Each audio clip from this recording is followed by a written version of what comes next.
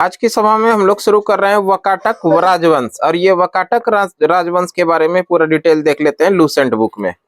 वाकाटक वंश के बारे में बात करें ना तो वाकाटक और राजवंश की स्थापना 255 ईस्वी के लगभग बिंदु शक्ति नामक व्यक्ति ने की थी। इसके पूर्वज सातवाहनों के अधीन बरार के स्थानीय शासक थे। बरार यानी विदर्भ है ना। तो वाकाटक राजवंश की स्थापना किस वर्ष होती है? 255 ईस्वी में, है ना। 255 ईस्वी में वाकाटक राजवंश की स्थापना होता है और लगभग विंध्य शक्ति नामक व्यक्ति ने की थी। किसने की थी? लगभग विंध्य शक्ति। इसको अंडरलाइन कर लीजिएगा, लगभग विंध्य शक्ति। विंध्य शक्ति नामक व्यक्ति ने वाकाटक राजवंश की स्थापना कब करी थी? 255 ईस्वी में। याद रहेगा, अंडरलाइन कीजिए। विंध्य शक्ति नामक व्यक्ति ने वाकाटक राजवंश की स्थापना किस वर्ष करी थी? 255 ईस्वी में। इसके पूर्वज सातवाहनों के अधीन बरार के बरार यानी विदर्भ, बरार को ही क्या बोलते हैं? विदर्भ। यहाँ के स्थानीय शासक थे, यानी कि इनके जो पूर्वज थे, जो वाकाटक राजवंश के जो पूर्वज थे, वो पूर्वज सातवाहनों के अधीन, सातवाहनों के समय में बरार यानी विदर्भ में स्थानीय शासक हुआ करते थे। क्लियर है इतना? अगले पॉइंट की बात करें तो अगले पॉइंट में है विंध्य शक्ति के पश्चात उसका पुत्र प्रवरसेन शासक हुआ, यानी कि वाकाटक वंश के जो संस्थापक थे जिनका नाम है विंध्य शक्ति। इनके बाद इसका जो उत्तराधिकारी हुआ, वाकाटक राजवंश का अगला शासक जो हुआ, इसी का पुत्र था और इसके पुत्र का नाम था प्रवरसेन। प्रवरसेन इनका उत्तराधिकारी हुआ, जिन्होंने कि 275 से लेके 335 ईस्वी तक शासक के रूप में कार्य किया। वाकाटक वंश का वह अकेला ऐसा शासक था जिसने सम्राट की उपाधि धारण की थी। पुराणों से पता चलता है कि इसने 4 अश्वमेध यज्ञ किया था। अच्छा, यहाँ पर यह प्रश्न है, अंडरलाइन कीजिएगा। वाकाटक राजवंश के अकेला ऐसा शासक जिन्होंने कि सम्राट की उपाधि धारण किया था, वो कौन है? प्रवरसेन। अंडरलाइन कीजिए आप लोग। वाकाटक राजवंश के अकेला एकमात्र शासक जिन्होंने कि सम्राट की उपाधि धारण किया था, वह है प्रवरसेन प्रथम। प्रवरसेन प्रथम। और साथ में इन्होंने पुराणों से पता चलता है कि इन्होंने 4 अश्वमेध यज्ञ भी कराए थे। क्लियर? अगले पॉइंट की बात करें तो अगले पॉइंट में है प्रवरसेन के पश्चात वाकाटक साम्राज्य 2 शाखाओं में विभाजित हो गया, प्रधान शाखा तथा वाष्य शाखा। दोनों शाखाओं के समानांतर के रूप में शासन किया। दोनों शाखाओं ने समानांतर रूप से शासन किया। तो इस तरह से ये हुआ क्या कि प्रवरसेन के बाद, प्रवरसेन प्रथम के बाद वाकाटक राजवंश 2 भागों में विभाजित हो गया, यानी 2 शाखाओं में विभाजित हो गया। एक शाखा कहलाया प्रधान शाखा, जबकि दूसरा शाखा कहलाया वाष्य शाखा। दोनों शाखाओं ने समानांतर रूप से शासन किए। क्लियर? तो यहाँ से अगर प्रश्न आप लोग से बनेगा तो प्रश्न इस तरह से बनेगा कि वाकाटक किस शासक के बाद, वाकाटक राजवंश किस शासक के बाद 2 शाखाओं में विभाजित हो गया? तो हम लोग आंसर करेंगे प्रवरसेन प्रथम। इसी प्रवरसेन प्रथम के बाद वाकाटक राजवंश 2 शाखाओं में विभाजित हो गया। एक शाखा था प्रधान शाखा और दूसरा शाखा था वाष्य शाखा, और दोनों शाखाओं ने समानांतर रूप से कार्य किए, समानांतर रूप से शासन किए थे। अगले पॉइंट की बात करें तो अगले पॉइंट में प्रधान शाखा के प्रमुख राजा रुद्रसेन प्रथम थे। 2 शाखाओं में विभाजित हो गया था वाकाटक राजवंश। एक शाखा जो था वो था प्रधान शाखा और दूसरा था वाष्य शाखा। प्रधान शाखा के जो सबसे प्रमुख राजा हुए, प्रमुख शासक हुए, उनका क्या नाम है? रुद्रसेन प्रथम। यहाँ से प्रश्न बन सकता है आप लोगों के लिए, प्रधान शाखा के प्रमुख राजा कौन हुआ करते थे? रुद्रसेन प्रथम। रुद्रसेन प्रथम को आप लोग अंडरलाइन जरूर कर लीजिए। रुद्रसेन प्रथम जो थे ना, वो प्रधान शाखा के प्रमुख थे, जिन्होंने कि 335 से लेकर 360 ईस्वी तक शासन किया। प्रभावती गुप्त काल का संरक्षण काल 390 से 410, प्रवरसेन द्वितीय 410 से 440, नरेंद्र सेन 440 से 460, पृथ्वी सेन द्वितीय 460 से 480। तो इस तरह से प्रधान शाखाओं के जो प्रमुख राजा हुए, जिसमें से कि पहला ही राजा था रुद्रसेन प्रथम। प्रधान शाखा के प्रथम प्रमुख राजा कौन थे? रुद्रसेन प्रथम। इन्होंने 335 से लेकर 360 ईस्वी तक शासन किया था। उसके बाद प्रधान शाखा के दूसरे जो राजा हुए वे प्रभावती गुप्ता। कौन हुए? प्रभावती गुप्ता का संरक्षण काल, इनका शासन काल जो था 390 से लेकर 410। उसी तरह से प्रवरसेन द्वितीय प्रधान शाखा के राजा के रूप में इन्होंने कार्य किया था 410 से लेकर 440 ईस्वी तक, है ना। नरेंद्र सेन 440 से 460 ईस्वी तक। पृथ्वी सेन द्वितीय 460 से 480 ईस्वी तक। ये जितने भी शासक हुए, जितने भी राजा हुए, वो वाकाटक के प्रधान शाखा के राजा हुए। वाकाटक राजवंश के अंदर में जो प्रधान शाखा था, उस शाखा के राजवंश हुए कौन कौन? रुद्रसेन प्रथम, प्रभावती गुप्ता, प्रवरसेन द्वितीय, नरेंद्र सेन और पृथ्वी सेन द्वितीय। ये सभी शासक हुए वाकाटक राजवंश के प्रधान शाखा के शासक हुए। क्लियर है इतना? अगले पॉइंट की बात करें तो अगले पॉइंट में है, गुप्त शासक चंद्रगुप्त द्वितीय ने अपनी पुत्री प्रभावती गुप्ता का विवाह वाकाटक नरेश रुद्रसेन द्वितीय से किया था। वाकाटकों का राज्य गुप्त एवं शक राजाओं के बीच था। देखिए, ये चंद्रगुप्त द्वितीय के बारे में थोड़ा सा यहाँ पर डिस्कस किया गया है।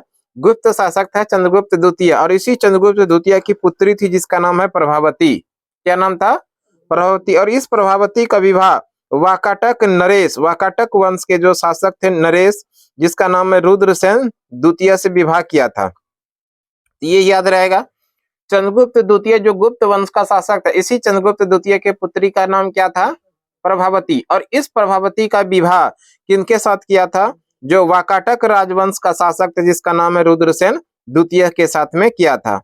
वाकाटकों का राज्य गुप्त एवं शकों राज्य के बीच था, और इस तरह से वाकाटक का जो शासक का राज्य का शासन था वो गुप्त एवं शक राज्य के बीच में था।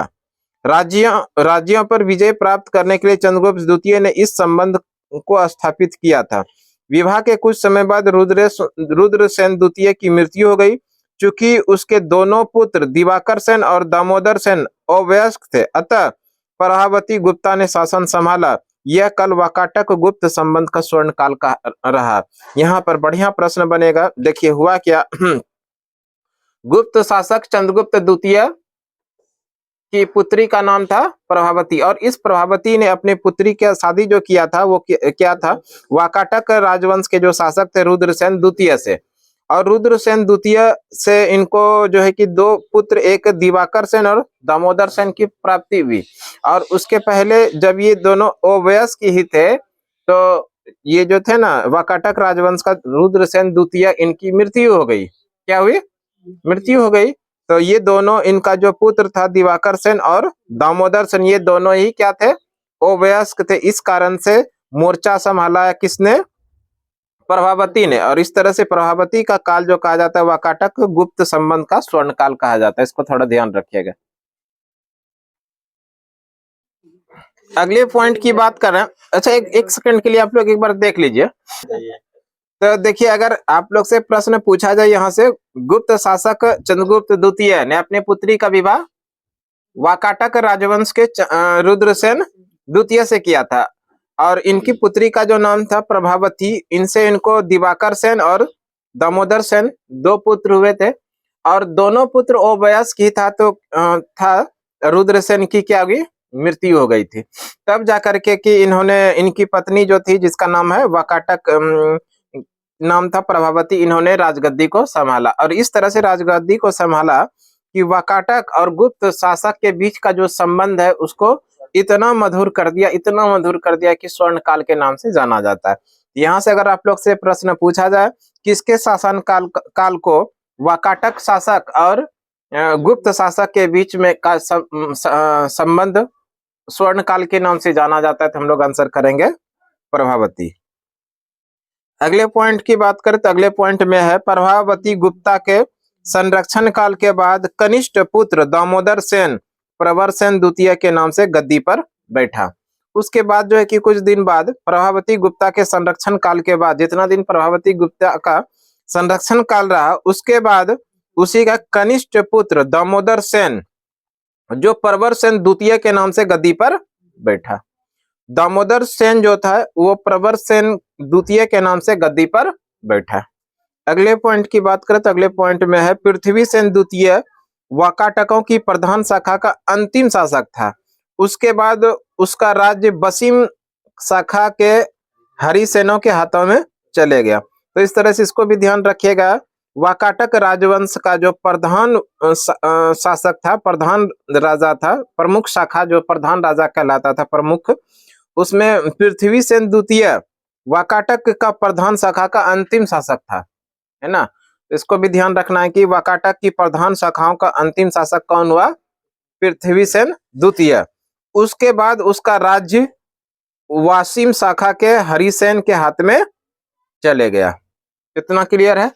आगे वसीम शाखा के वाकाटक, वासिम शाखा के वाकाटक, वासिम शाखा के वाकाटक के बारे में बात करें तो वाकाटक वंश की इस शाखा की स्थापना 330 में सम्राट प्रवरसेन के छोटे पुत्र सर्वसेन ने की थी। उसने वत्स गुल्म नामक स्थान पर एक स्वतंत्र राज्य की स्थापना की। वत्स गुल्म महाराष्ट्र के अकोला जिले के आधुनिक वसीम में स्थित था। देखिए वासिम शाखा के जो वाकाटक वंश के जो वासिम शाखा थे, इसके बारे में वाकाटक वंश के वासिम शाखा की स्थापना किस वर्ष होती है? 330 ईस्वी में। ध्यान रखिएगा, यहां से अगर प्रश्न पूछा जाएगा आप लोग से, वाकाटक राजवंश के वासिम शाखा की स्थापना किस वर्ष होती है? 330 ईस्वी में। इसको अंडरलाइन कीजिएगा, 330 ईस्वी को। और इसके जो संस्थापक थे वो थे सम्राट प्रवरसेन के छोटे पुत्र जिसका नाम है सर्वसेन। सम्राट प्रवरसेन के छोटा पुत्र जिसका नाम क्या है? सर्वसेन ने ही इसकी स्थापना की थी। उसमें वत्स गुल नामक स्थान पर एक स्वतंत्र राज्य की स्थापना की थी। उसने वत्स गुल नामक स्थान पर एक स्वतंत्र राज्य की स्थापना की। वत्स गुल महाराष्ट्र के अकोला जिले में आधुनिक वासिम के नाम से स्थित है। ये वर्तमान में कहां पर है? महाराष्ट्र के अंदर। अगले पॉइंट की बात करें तो अगले पॉइंट में है वासिम शाखा के प्रमुख राजा। वासिम शाखा यानी वाकाटक राजवंश के जो वासिम शाखा हुए उसके कुछ प्रमुख राजा जो थे उसमें थे सर्वसेन थे, विंध्य शक्ति द्वितीय था, प्रवरसेन द्वितीय था और हरिसेन थे। इस तरह से ये लोग जो थे वासिम शाखा के यानी वाकाटक राजवंश के अंदर जो वासिम शाखा हुआ उसके प्रमुख राजवंश हुए, प्रमुख शासक हुए। कौन कौन? तो एक बार और देख लीजिए। सर्वसेन थे, विंध्य शक्ति द्वितीय था, प्रवरसेन थे द्वितीय थे और हरिसेन थे। क्लियर है इतना? अगले पॉइंट की बात करें तो अगले पॉइंट में है वासिम शाखा के प्रमुख राजा हो गया हरिसेन। वासिम शाखा का सर्वाधिक शक्तिशाली शासक था। यह वाकाटक वंश का अंतिम ज्ञात शासक है। इसको अंडरलाइन कीजिएगा, हरिसेन। हरिसेन जो है वासिम शाखा का सर्वाधिक शक्तिशाली शासक हुआ। अगर यहाँ से प्रश्न आप लोगों को पूछा जाएगा तो इस तरह से प्रश्न बनेगा कि वाकाटक राजवंश में वासिम शाखा के, वाकाटक राजवंश के वासिम शाखा के सबसे सर्वाधिक शक्तिशाली शासक कौन था? तब हम लोग आंसर करेंगे हरिसेन। क्लियर है? प्रश्न किस तरह से पूछा जाएगा? पूछा जाएगा वाकाटक राजवंश के वासिम शाखा के सर्वाधिक शक्तिशाली शासक कौन हुए? तब हरिसेन हम लोग आंसर करेंगे। यह वाकाटक वंश का अंतिम ज्ञात शासक है। साथ में साथ ध्यान रखिएगा, हरिसेन जो थे ना, यह वाकाटक वंश का अंतिम ज्ञात शासक भी थे। वाकाटक वंश के ज्ञात शासक के बारे में अगर बात करेगा तब हम लोग आंसर क्या करेंगे? हरिसेन। आगे पॉइंट में बात करें, अगले पॉइंट में वाकाटक वंश के राजा प्रवरसेन द्वितीय ने मराठी प्राकृत काव्य सेतुबंध की रचना की तथा सर्वसेन ने हरिविजय नामक प्राकृत काव्य ग्रंथ लिखा। संस्कृत की वैदर्भी शैली का पूर्ण विकास वाकाटक नरेशों के दरबार में हुआ था। एक सेकंड के लिए होल्ड कीजिएगा। तो ये भी कुछ इंपॉर्टेंट यहां पर बनेगा प्रश्न कि वाकाटक वंश के राजा प्रवरसेन द्वितीय ने मराठी प्राकृत काव्य, इस प्राकृत काव्य का नाम है सेतुबंध। तो यहां से अगर सेतुबंध है इसको अंडरलाइन कर लीजिए। अगर सेतुबंध के बारे में पूछा जाए, बात करेगा कि बताइए मराठी प्राकृत काव्य सेतुबंध की रचना किसने किया है? तो हम लोग आंसर करेंगे प्रवरसेन द्वितीय।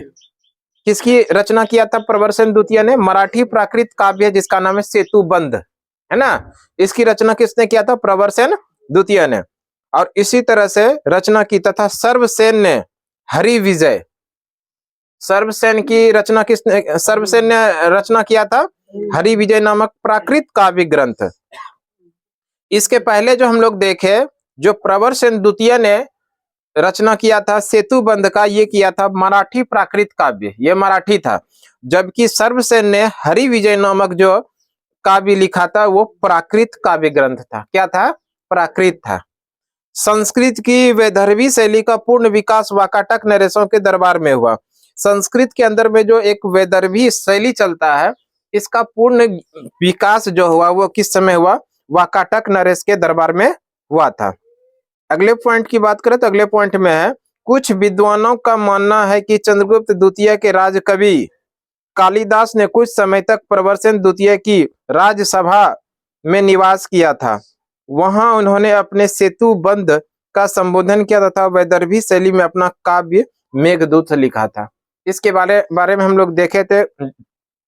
चंद्रगुप्त द्वितीय के राजकवि जिसका नाम है कालिदास, चंद्रगुप्त द्वितीय के राजकवि कौन थे? कालिदास। और कवि कालिदास के बारे में बहुत सारे ऐसे ग्रंथ थे, बहुत सारे ऐसे रचना था जो कि हम लोग देखे थे, जिसमें से कि रघुवंशम था, अभिज्ञान शकुंतलम था, मेघदूतम था, है ना, ये मालविका मित्रम था, ये सारा चीज हम देखे थे। यहाँ जो इसके बारे में बोला जा रहा है, कालिदास के बारे में, वो बोला जा रहा है कि कुछ विद्वान का मानना है कि चंद्रगुप्त द्वितीय के राजकवि कालिदास ने कुछ समय तक प्रवरसेन द्वितीय की राजसभा में निवास किया था। यानी कुछ विद्वान ने ये भी कह रहा है कि कालिदास जो है ना कुछ समय तक प्रवरसेन द्वितीय की राजसभा में, इनके शासनकाल में यहाँ भी रहे थे। कुछ विद्वान का ऐसा मानना है। और वहां उन्होंने सेतुबंध का संबोधन किया तथा वैदर्भी शैली में अपनी काव्य मेघदूत लिखा था, है ना। मेघदूत इसके लेखक हैं कालिदास।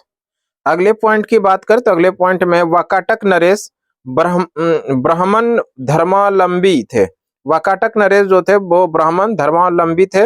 वे विष्णु और शिव के उपासक थे। तो इसको अंडरलाइन कीजिएगा। वाकाटक नरेश के जो उपासक थे, वाकाटक नरेश जो थे वो किस भगवान को मानते थे? किसके उपासक थे?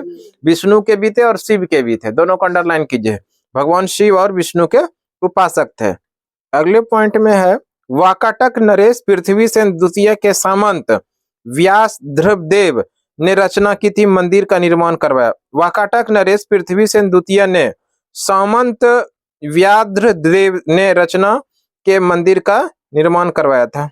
अगले पॉइंट की बात करें तो अगले पॉइंट में अजंता की 16वां तथा 17वां विहार और 19वें गुहा चैत्य का निर्माण वाकाटक के शासनकाल में हुआ था।